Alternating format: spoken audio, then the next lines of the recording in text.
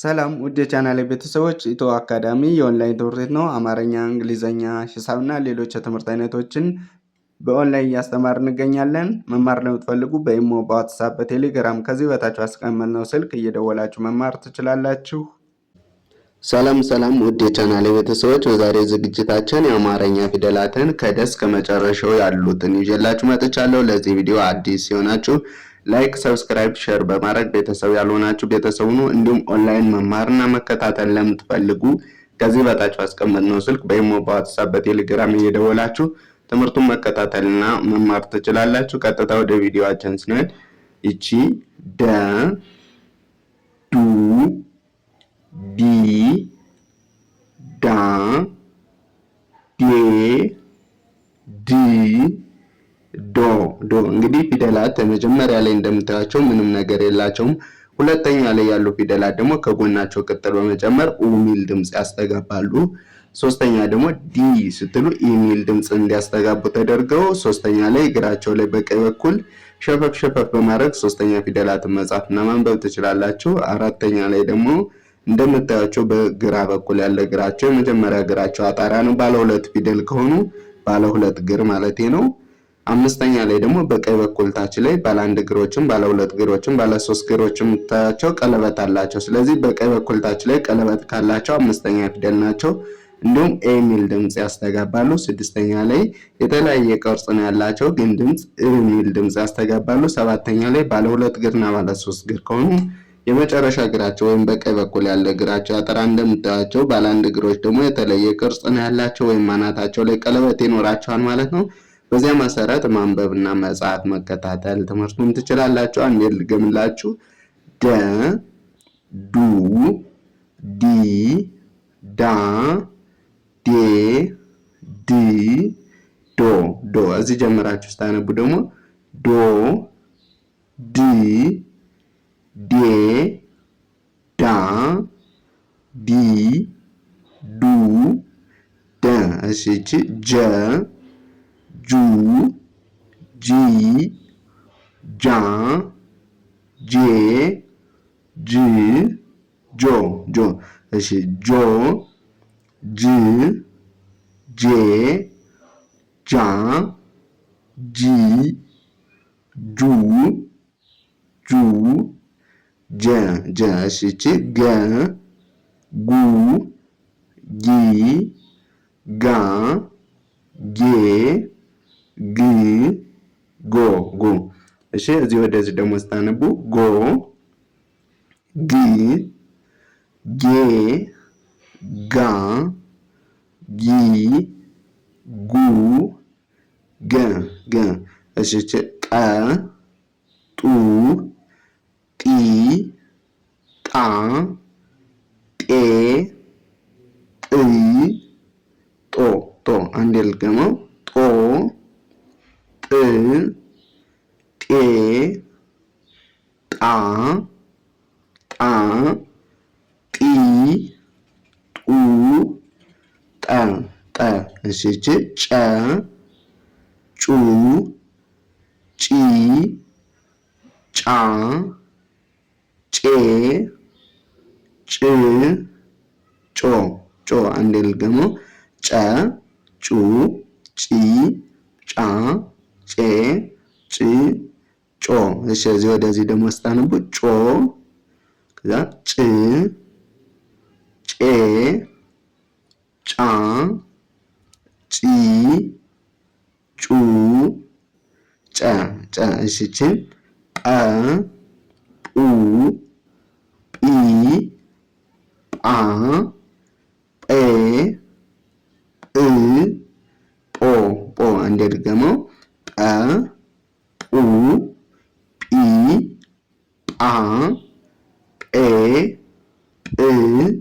ጶ እሺ እዚህ ወደዚህ ስታነቡ ጶ ጵ ጴ ጳ ጲ ጱ ጠ እያላችሁ ታነባላችሁ። አንዴ ወደ ታች ላንብብላችሁ። ጀማን ነበር ያልናት ደ እኔ የምለውን እያላችሁ አንብቡ ጻፉ። ደ ከዛች ጀ ከዛች ገ ጠ ጨ ጰ ጰ። ሁለተኛ ደግሞ ጎናቸው ቅጥል በመጨመር ዱ ጁ ጉ ጡ ጩ ጡ ጡ።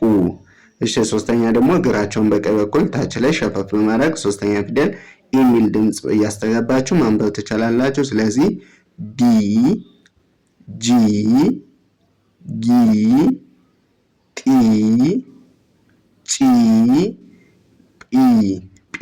እሺ አራተኛ ደግሞ በቀኝ በኩል ታች ላይ እግራቸውን ስታያቸው በግራ በኩል እግራቸውን ስታያቸው አጣራ ናቸው። ስለዚህ አራተኛ ፊደላት በግራ በኩል እግራቸው ያጠራን ባለ 2 እና ባለ 3 ከሆኑ ማለት ነው። ስለዚህ አሚል ድምፅ አፋችሁን እየከፈታችሁ ዳ ጃ ጋ ጣ ጫ ጳ። አንዴ ልገመው ዳ ጃ ጋ ጣ ጫ ጳ ብላችሁ ታነባላችሁ። አምስተኛ ደግሞ በቀኝ በኩል ታች ላይ ቀለበት አላቸው እንደምታያቸው። ስለዚህ የሚል ድምፅ እያስተጋባችሁ ዴ ጄ ጌ ጤ ጬ ጴ። አንዴ ልገመው ዴ ጄ ጌ ጤ ጬ ጴ ጴ ብላችሁ ታነባላችሁ። ስድስተኛ ደግሞ የተለያየ ቅርጽ ነው ያላቸው፣ ነገር ግን የሚል ድምፅ ያስተጋባሉ።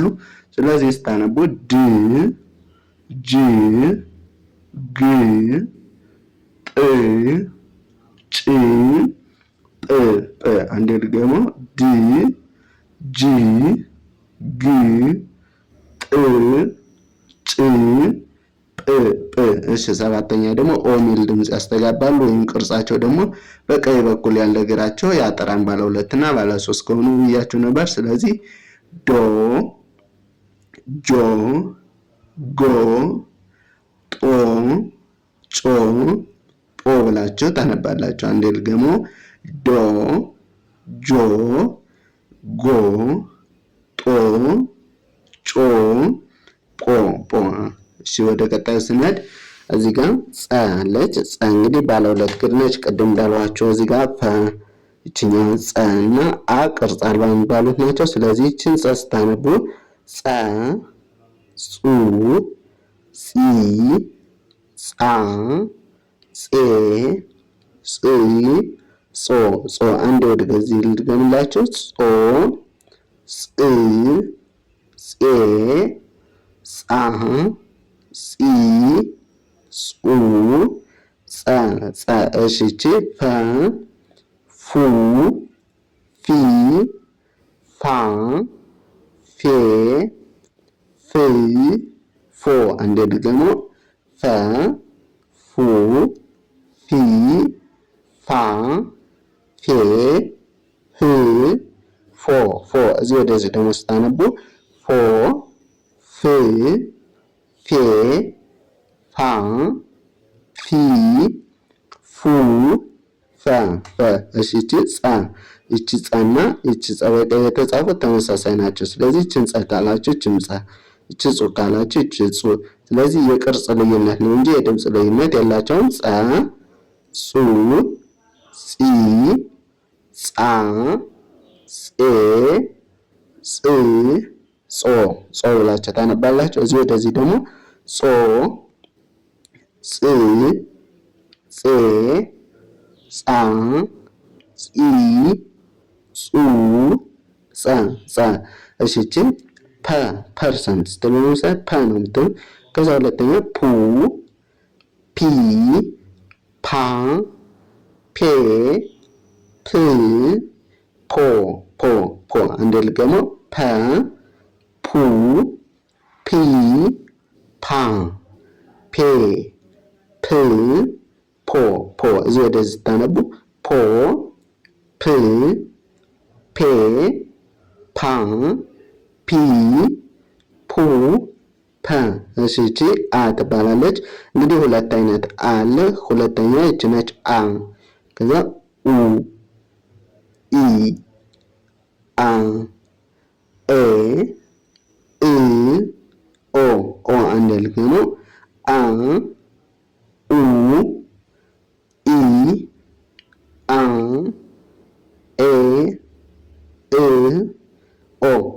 እሺ ወደዚህ ኦ ከዛ እ ኤ አ ኢ ኡ አ እሺ እቺ ሃ ሁ ሂ ሃ ሄ ሂ ሆ እንግዲህ ሶስት አይነት አለ። ሶስተኛችን ነች ማለት ነው። ወይም የመጨረሻዋ ሃ ሁ ሂ ሃ ሄ ሂ ሆ የቅርጽ ልዩነት እንጂ የድምፅ ልዩነት የላቸውም። ስለዚህ እዚህ ወደዚህ ታነቡ ሆ ሄ ሄ ሃ ሂ ሁ ሃ ብላችሁ ታነባላችሁ። አንዴ ወደ ታች ልገምላችሁ። ይቺ ጸ ፈ ጸ ፐ አ ሃ ብላችሁ ታነቡና ሁለተኛ ደግሞ ጎናቸው ቅጠል በመጨመር ጹ ፉ ጹ ፑ ኡ ሁ ብላችሁ ታነባላችሁ። ሶስተኛ ደግሞ እግራቸው ላይ በቀኝ በኩል ታች ላይ ሸፈፍ በማድረግ ሶስተኛ ፊደል የሚል ድምፅ እንዲያስተጋቡ አድርጋችሁ ማንበብ ትችላላችሁ። ስለዚህ ጺ ፊ ጺ ፒ ኢ ሂ ብላችሁ ታነባላችሁ። አራተኛ ደግሞ በቀኝ በኩል ባለ ሁለት እግር ከሆኑ በግራ በኩል ያለ እግራቸው ያጠራል ብያቸዋለሁ። እንግዲህ እቺ እንደምታዩት በግራ በኩል አጠራና ከዛ ውጭ ደግሞ ባለ አንድ እግር ከሆኑ ወደ ግራ ይጣመማሉ ብያቸዋለሁ። ስለዚህ አሚል ድምፅ ያስተጋባችሁ ጻ ፋ ጻ ፓ አ ሃ ብላችሁ ታነባላችሁ። አምስተኛ ደግሞ በቀኝ በኩል ታች ላይ ቀለበት ያላችሁ ስለዚህ ኤ የሚል ድምፅ ያስተጋባሉ። ጼ ፌ ጼ ፔ ኤ ሄ የሚል ድምፅ አላቸው። ስለዚህ ስድስተኛ ላይ የተለያየ ቅርጽ አላቸው። ጼ የሚል ድምፅ ያስተጋባሉ። ጺ ፍ ጽ ፕ እ ህ እንደድገሞ ጽ ፍ ጽ ፕ እ ህ ብላችሁ ታነባላችሁ። ሰባተኛ ላይ ደግሞ ባለ ሁለት እግር ከሆኑ የመጨረሻ እግራቸው ያጥራል። ባለ አንድ እግር ከሆኑ ደግሞ አናታቸው ላይ ቀለበት ይኖራቸዋል ብያችሁ ነበር እንግዲህ እንደምታያቸው። ስለዚህ ኦ ሚል ድምፅ እያስተጋባችሁ ታነባላችሁ ማለት ነው።